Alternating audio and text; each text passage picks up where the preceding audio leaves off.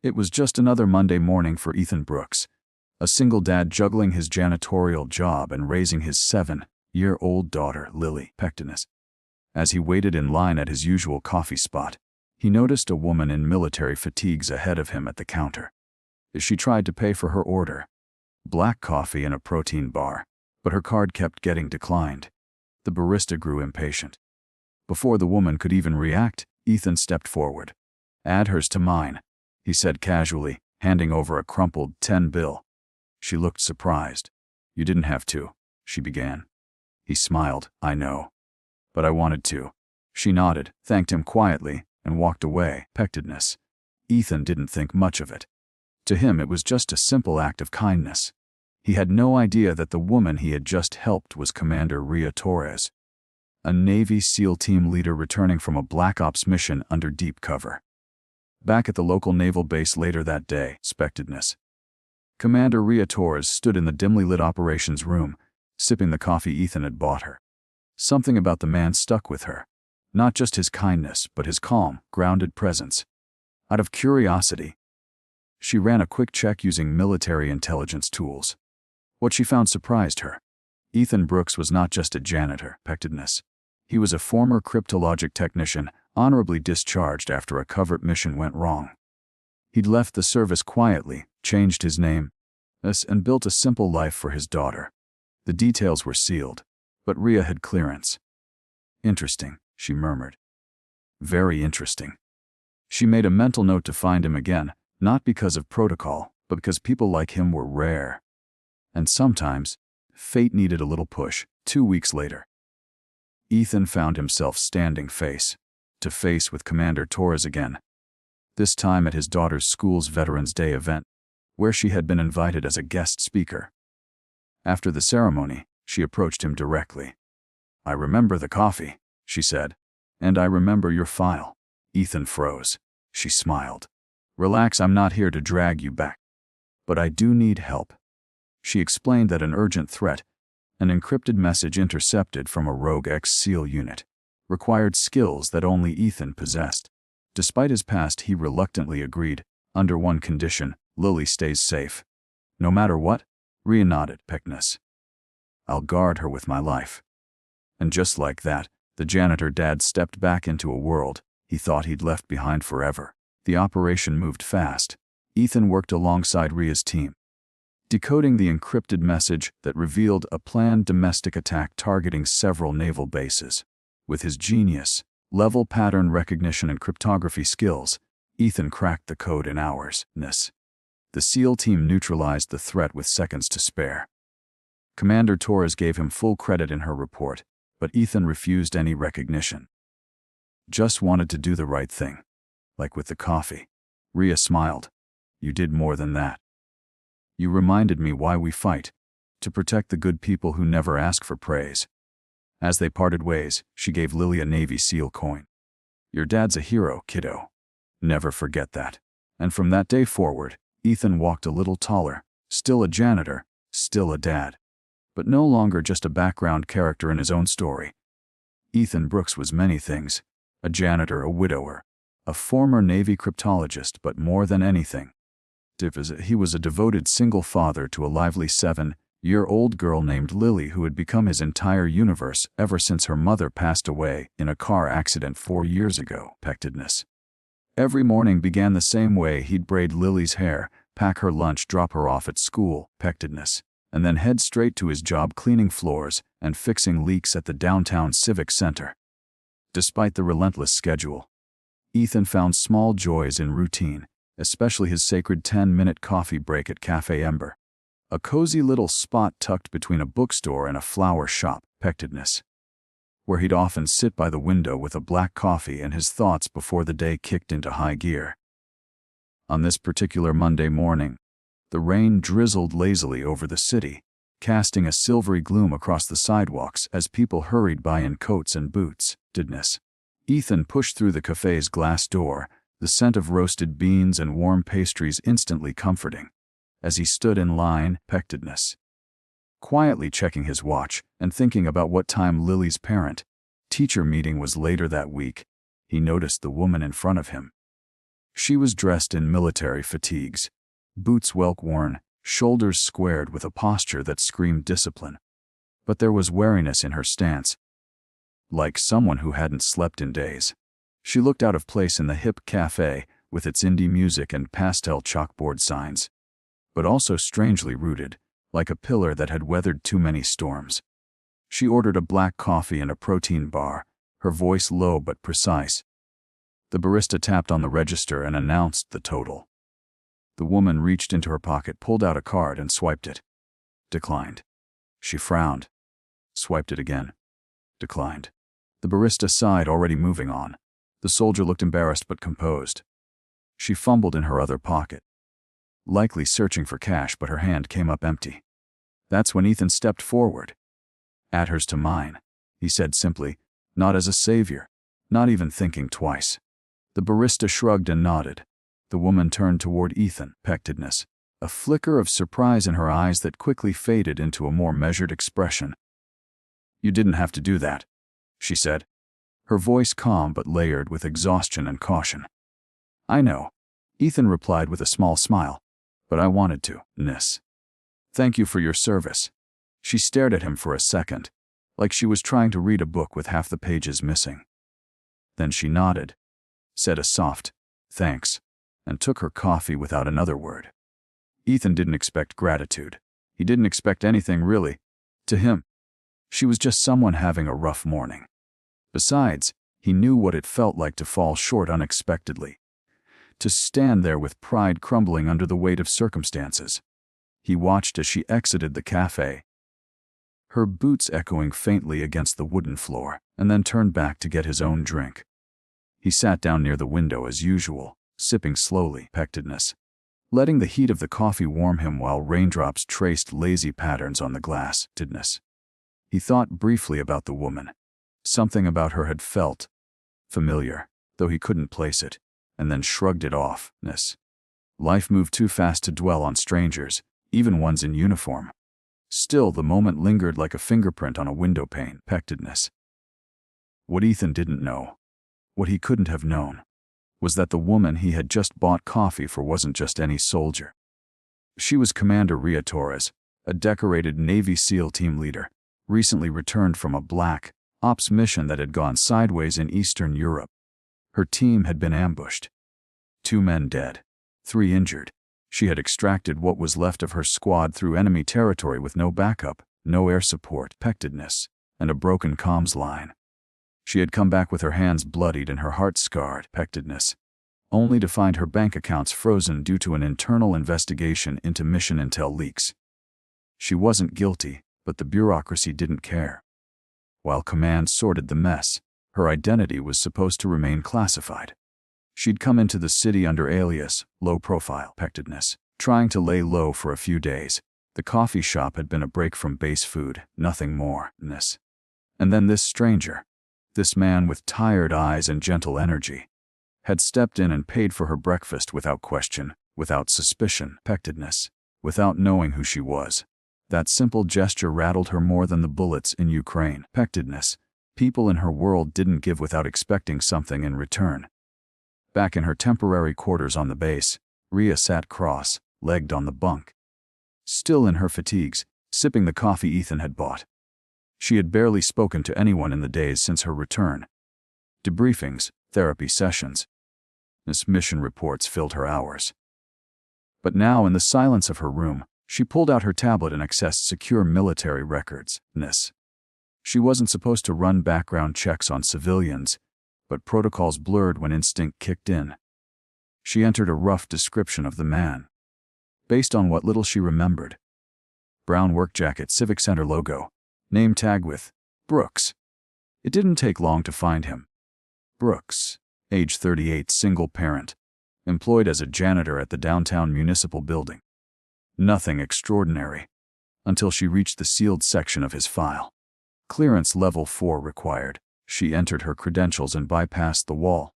Her eyes narrowed as she scrolled. Former Navy, cryptologic technician interpretive. Stationed in the Gulf, served 7 years. Then disappeared from service after a mission known only by its code name, Shadow Echo. Highly classified. Debrief notes suggested he was part of a covert digital infiltration against an Iranian cyber intelligence unit. Mission compromised. Casualties on both sides. Ethan had saved critical U.S. intelligence, but refused commendation and quietly retired after the mission, changing his name and requesting total anonymity. Commander Torres leaned back in stunned silence. The janitor who bought her coffee had once decoded enemy plans under pressure that would cripple a nation.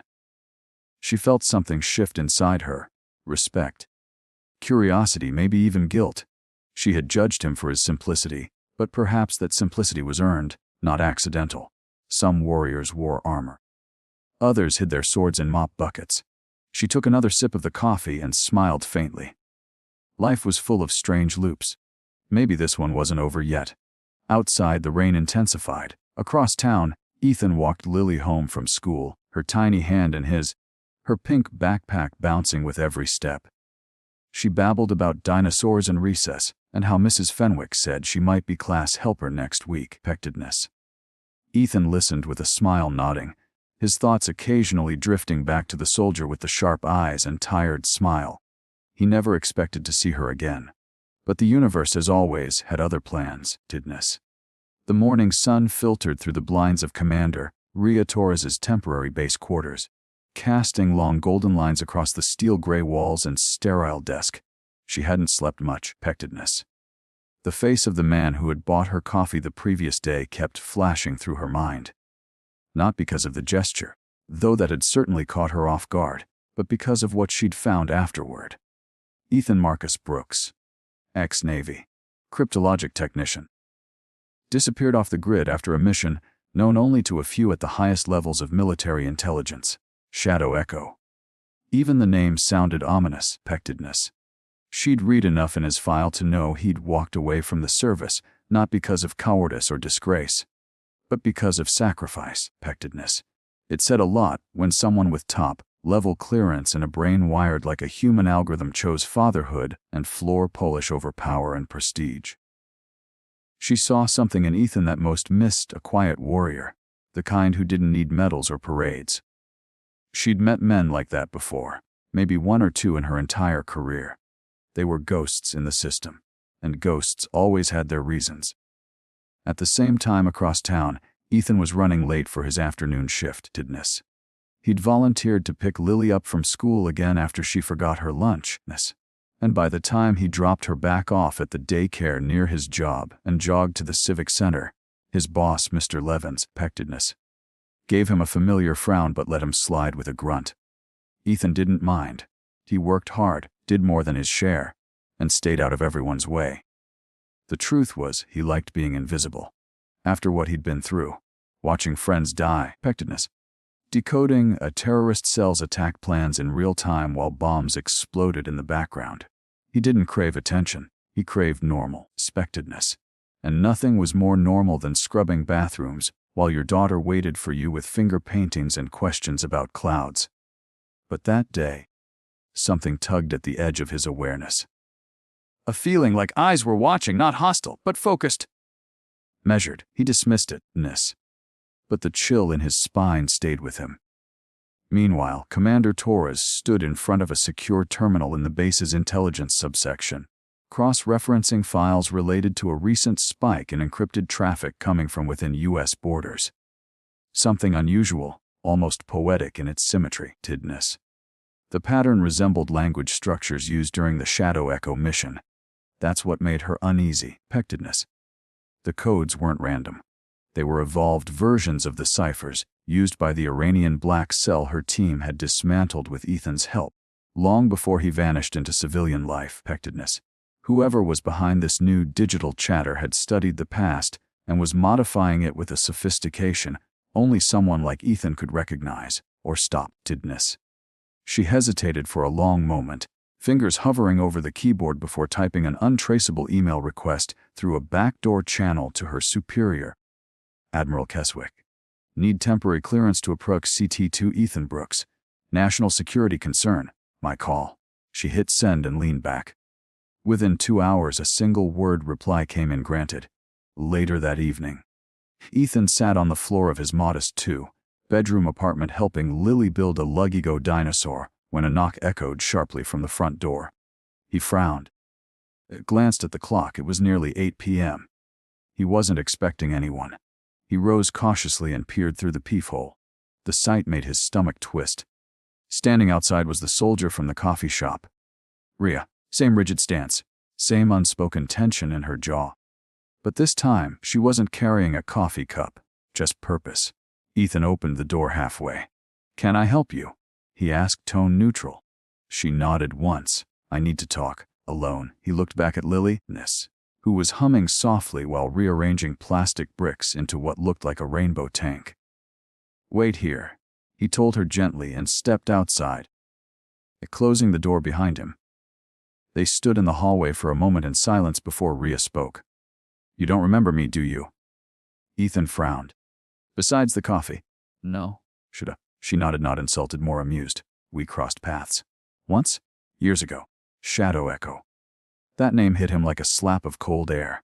He stiffened, eyes narrowing. "I buried that life a long time ago." She nodded again. "I know. But it's coming back.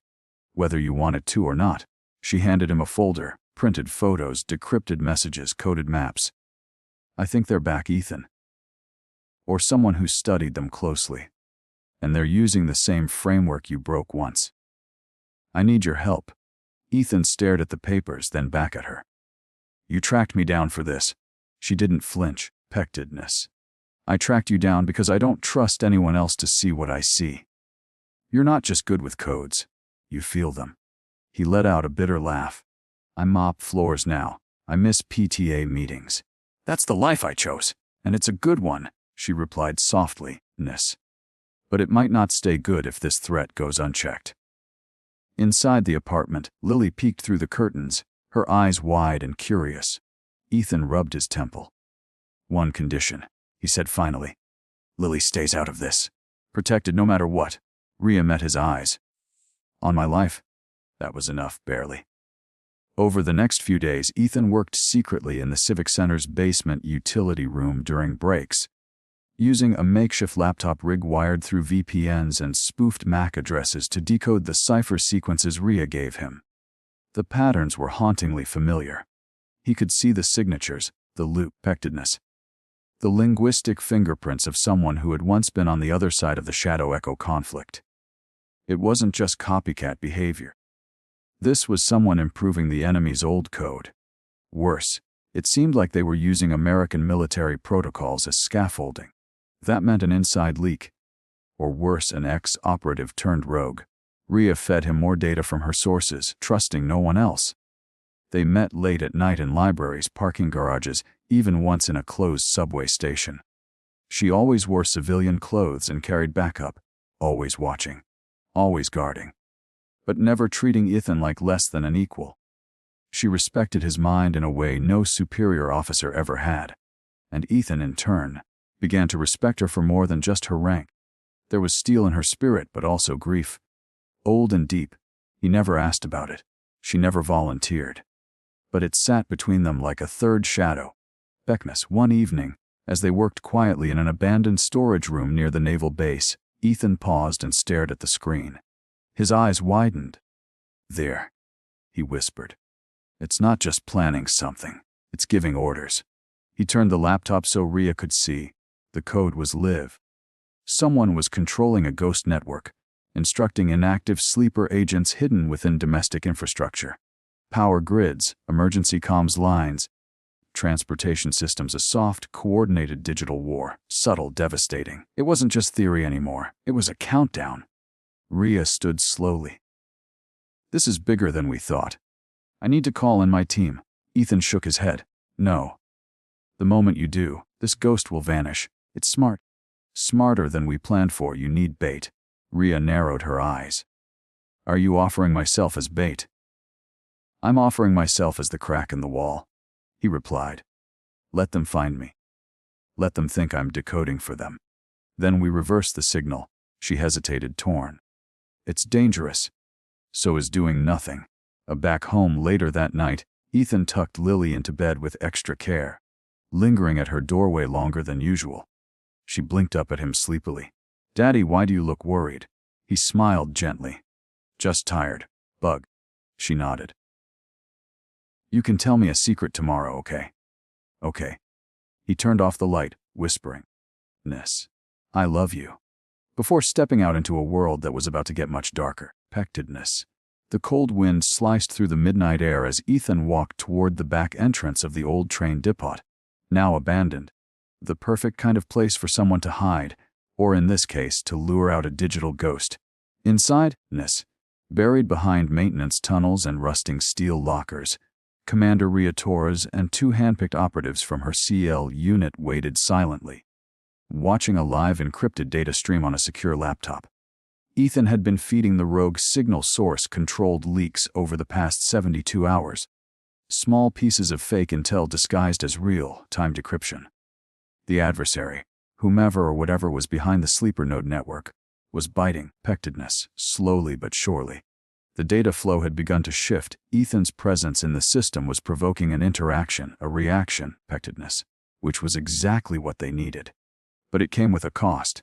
The digital countermeasures Ethan had set up were showing signs of a trace-tidness. His signature wasn't just being watched. It was being followed. And if the ghost was getting close, Pectedness, they were running out of time to spring the trap before it reached his real identity, and worse, his daughter. Inside the depot, this under the soft blue light of the laptop screen, Ethan's fingers moved like they had 10 years ago. Fast, precise, not a second wasted. Pectedness. He was fully back in his element now. Strings of code flooded across the screen as he watched for rhythm changes, breaks in pattern-ness. Heartbeat, like pauses that told him the machine on the other end wasn't fully autonomous. There, he muttered. VAT delay half a second on return ping. That's human latency, not machine. Rhea leaned in, jaw tight. So someone's guiding it, Liv. Exactly. And if they're human, they'll make mistakes. Emotional ones. He paused, then typed a line of bait. Protocol 9 breach authorized. Site B vulnerable. No resistance expected. It was a lie, pure fiction. But one laced with temptation. A golden ticket for anyone looking to exploit base weaknesses. Less than 90 seconds later, a ping hit back with new coordinates embedded in what looked like a command confirmation. They want to meet, Ethan said. Rhea glanced at the geolocation data. Riverside plant. 2 miles outside town. She stepped back and began issuing orders to her comms unit. Team Bravo, we have a live meet request. Intercept op in motion. Civilian presence unlikely. She turned to Ethan. You stay here. It's too dangerous now. But Ethan shook his head. They expect me. If I'm not there, they'll vanish. And if you go? They might vanish you. A long silence passed. Then she added quietly, we don't lose people on my team. Ethan looked her in the eye. Then don't let me be the first. With reluctance and barely masked concern, she agreed. The trap was set. By 100 a.m., as the Riverside water treatment plant loomed ahead like a skeleton in the fog, its towers casting long, haunted shadows across the ground-ness. Ethan stood in the center of the concrete loading zone, a tiny earbud feeding him constant updates from Rhea's comms team. Target inbound from Northeast Gate, whispered a voice. Ethan kept his body still, breathing slow, eyes locked on the darkness ahead. Moments later, a figure emerged. Average height, hooded, dressed in black from head to toe, but moving with precision. This wasn't just a hacker. This was someone trained. The figure stopped 20 feet away. You're better than the files said. The voice came, distorted by a modulator. Ethan tilted his head. And you're bolder than I expected, meeting in person. Not very ghost-like of you. The figure laughed quietly. You want answers? So do I. You cracked Shadow Echo. I want to know how. Ethan frowned. Why? That op is long dead. Because someone lied to you. The figure replied, stepping forward. Shadow Echo wasn't just a cyber infiltration. It was a cover-up, and you were the weapon. Before Ethan could respond, a red light blinked in his ear. Weapons hot, came Rhea's whisper. We've got hostiles flanking. Pull back now. But it was too late. The shadows around the plant erupted with motion. Multiple armed figures appeared from the dark, 4, 5, maybe 6. Ethan raised his hands slowly, playing for time. Just a janitor, he said evenly. Wrong, the hooded figure replied. You're the architect. Suddenly, shots cracked through the air, sharp, precise, controlled. Rhea's SEAL unit had opened fire from the ridge above. Chaos exploded. The hooded figure bolted, disappearing into the maze of steel piping. Ethan dove behind a concrete barrier as Rhea herself sprinted across the field. Move! She yelled, hauling him to his feet. The two darted through narrow alleys between water tanks, its bullets ricocheting off metal as the enemy retreated under the pressure of superior SEAL tactics. Minutes later, silence fell. The base was secure. The attackers were gone, all but one. Rhea's team captured a wounded operative near the south fence, barely conscious but alive. Bring him in, she ordered. Back at the temporary command post, the prisoner sat slumped in a chair, hands zip-tied, blood dripping from a graze wound on his shoulder. Ethan stood across from him, arms crossed. The man was young, maybe mid-20s, American accent. You were supposed to meet me, not shoot me, he hissed at Ethan. You lied. So did you? Ethan replied. You said Shadow Echo was a lie. Start explaining. The man smirked. The military told you it was about stopping Iranian hackers. But it wasn't. It was about burying data, proof of corruption inside U.S. command. You cracked that code. Effectiveness. They used your decrypts to destroy the evidence and blamed it on foreign agents. You think you saved the country. You were the cover story. Ethan's face went pale. No, he muttered. That can't be. Ask her. The man nodded toward Rhea. She stepped forward. He's manipulating you, she said firmly. We've suspected internal leaks before. It's always the same lie. They plant doubt, erode trust. And what if he's right? Ethan shot back. What if I handed over something that got good people killed? The air grew heavy. Rhea stared at him for a long moment, then said quietly, Didness. If we let this ghost convince you to walk away, he wins. If he's telling the truth, we'll find it. But not by quitting. Not by running. Ethan clenched his fists, breath ragged. Inside, a storm of guilt, anger, and confusion battled for dominance. But Lily's face flashed in his mind, her smile, her drawings, her hope. He had to see this through, not for revenge, for truth. By sunrise, effectiveness, the data captured from the rogue's laptop confirmed part of the story. The network wasn't just a terrorist tool.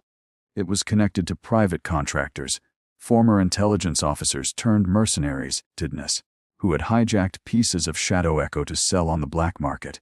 The ghost Ethan had been chasing wasn't alone. He was a node in a hive. And the hive was growing. Rhea looked at the screen and then at Ethan. This is just the beginning. Ethan nodded. Then let's make sure we end it. The sky over the city was the color of steel-ness. Low hanging clouds swirling like ghosts above rooftops as Ethan Brooks stared out the window of the temporary command center, tucked inside a decommissioned fire station. He was exhausted, emotionally scraped raw, and yet his mind burned with furious clarity. The revelations over the past 48 hours had detonated every truth he thought he knew. Shadow Echo wasn't what he was told. It wasn't a purely foreign cyber operation. The mission he had helped decode, the one that led to Black Ops raids, drone strikes, and the collapse of foreign networks, had been manipulated from the inside. He was used. His code was the scalpel. But the hand behind the blade belonged to someone else entirely. Now, those ghosts, contractors, rogue operatives, former analysts, had begun reassembling the old web, and Ethan was the one person who could tear it all down. Commander Rhea Torres entered the room silently, her face taut, eyes scanning a classified dossier in her hand. She didn't say anything at first, just slid the folder across the table. Ethan opened it slowly. Photos, satellite imagery, wireframe analysis, heat maps of communication activity. The hive, the digital syndicate behind the reawakened Shadow Echo network, was real, and worse, it was rooted deep within domestic soil. Substations, military contractors, even defense tech firms. Ethan's gaze sharpened as he traced the lines, the patterns. The digital veins coursing through the map like arteries of corruption. They're going live in 48 hours, Rhea said, her voice barely above a whisper. Coordinated system breach. Not just comms, emergency services, banking networks, even air traffic controls, pectedness. They're planning to paralyze the infrastructure and then sell it back, piece by piece, to the highest bidder. Ethan's hands tightened into fists. So we stopped them. But stopping them would require more than just code. It required infiltration. Ethan proposed a counterstrike, pectedness. Inject a mimic algorithm into the hive, make it seem like a defection, as if he were joining them. The AI would feed false data, reroute traffic, and slowly override their internal nodes. It was dangerous. If they discovered the trap too early, pectedness, the hive could go dark, completely undetectable, and launch anyway. Worse, if they traced it back to Ethan, they wouldn't just come for him, tidness. They'd go after Lily. Rhea knew that, which was why she had quietly moved Lily to a secure facility. Guarded round the clock by CL handlers posing as civilian child protection agents. Ethan hadn't wanted to let her go. But Lily had hugged him tight and said, "I'll be okay, Daddy. You said when people are scared, heroes show up. So go be one." Okay. He hadn't cried when he buried comrades. He hadn't cried when he walked away from his military career. But he'd cried in that hallway, just after she disappeared around the corner with her stuffed dinosaur and a brave smile. Now, there was no more time for fear, only precision. The plan was launched in 3 stages. Stage 1, code engagement. Ethan used an old access protocol buried deep in the digital bones of the Shadow Echo framework, pectedness. Something only a top-tier cryptologist like himself could activate without setting off alarms. He initiated contact using a signature that matched his old Navy comms ID, one that should have been destroyed. The hive responded almost instantly. Intrigued, Ethan had anticipated that. He offered them leverage mock decryption keys to U.S. cyber vaults and proof of access to live infrastructure data, all laced with his own AI algorithms that watched every move the hive made. Stage 2, digital infiltration, pectedness. While the hive pulled his data into their network, Rhea's SEAL tech team worked silently in the background, riding the wave of packets to map the hive's origin servers, encryption behavior, and operational command points. Ethan was guiding them from inside, like threading a needle from a mile away. One wrong move, and the entire system would collapse into silent anonymity. But Ethan didn't flinch. He understood code like most people understood language. It wasn't about ones and zeros. It was rhythm, cadence, breath, and he could hear it clearly now. The flaw in the hive's structure. A mirrored buffer in their replication protocol, goodness. If he could overload it at the right moment, it would collapse their exfiltration channels. Stage 3, sabotage. But it had to be done at the source. The source, as it turned out, wasn't across the world or buried beneath a bunker. It was local, an innocuous-looking data farm 30 miles outside town, owned by a private security contractor with shell ties to the Defense Department.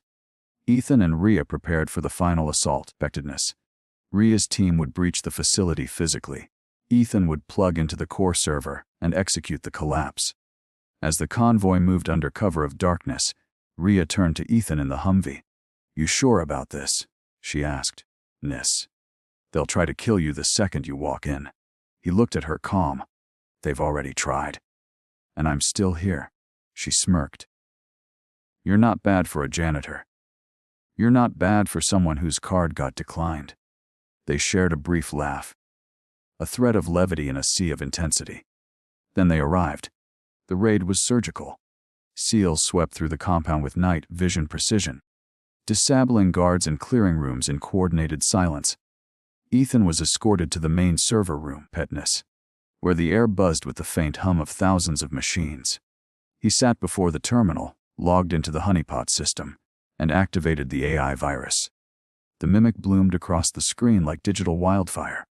But then, everything changed. Alarms blared. The hive had detected the false signatures. Code began surging in like a tidal wave. "They're trying to overwrite the override," Ethan barked. "They're rewriting my AI in real time. Can you stop it?" Rhea's voice crackled over comms. "No," he said.